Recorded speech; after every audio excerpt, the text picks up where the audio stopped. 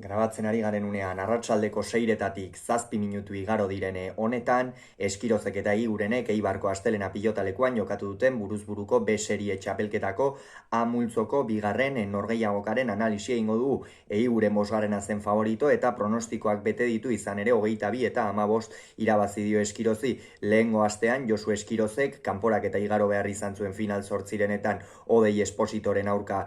irabazi eta gero, aldiz, Julen Eiguren gaurkoan sartu da txapelketan, lehengo urtean finalerdietara sailkatu zela eta enpresak multzo buru ipini baitu. Norgehiagoka hasiera Julen Eiguren jaun eta jabe izan da, oso ongi dominatu du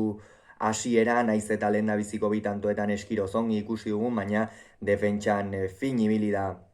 Azpeitiarra eta pilota luzatzerako garaian ere berehala eraman du gainera norgehiagoka bere eremura eta hortik min ikeragarria egin du. Gero 10 eta 11 eta 3 aurreratu da, baina Josu Eskirozek ere berea ongi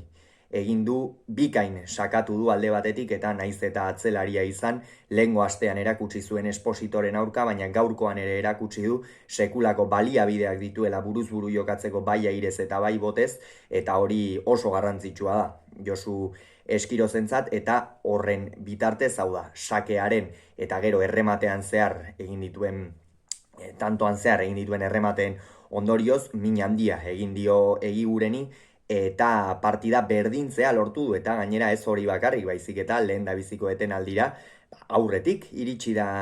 Eskiroz, eta hor Eiguren une kritiko batean sartu da. Gero ordea 12 eta 11 aurreratu denean Eskiroz, hortikan aurrera berriz ere Julen Eiguren hasierako jokora itzuli da, bere eremura eramandu jokoa, askoz ere gehiagotan izan da tantoaren jabe, eta Julen Eiguren tantoaren jabe denean asko jokatzen du, pilota oso gaizto jartzen du aurkariarentzat, ez da bat ere erraza bere aurka jokatzea, eta horren ondorioz 15 eta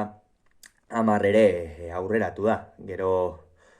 berdin jarraitu du, Eskirozek sakea hartu duenean etekina atera dio, esan daiteke atera dio etekina Makirria Inezkabarteko pilotariak, baina hortikan aurrera da Eskirozek bera egin du, pilota batzuk ere galdu egin ditu, eta Eigurenek egoki jarraitu du, eta horren ondorioz azkenerako emaitza 22 eta 15 izan da, honen bestez Julen Eigurenek lehen puntua eskuratu du, eta Josu Eskirozek itxaron egin beharko du lehen puntu hori eskuratzeko. Hauxe beraz, norgehiagoka honen inguruan esan beharrekoa, hurrengoan gehiago izango zuen, bitartean ongi izan, agur!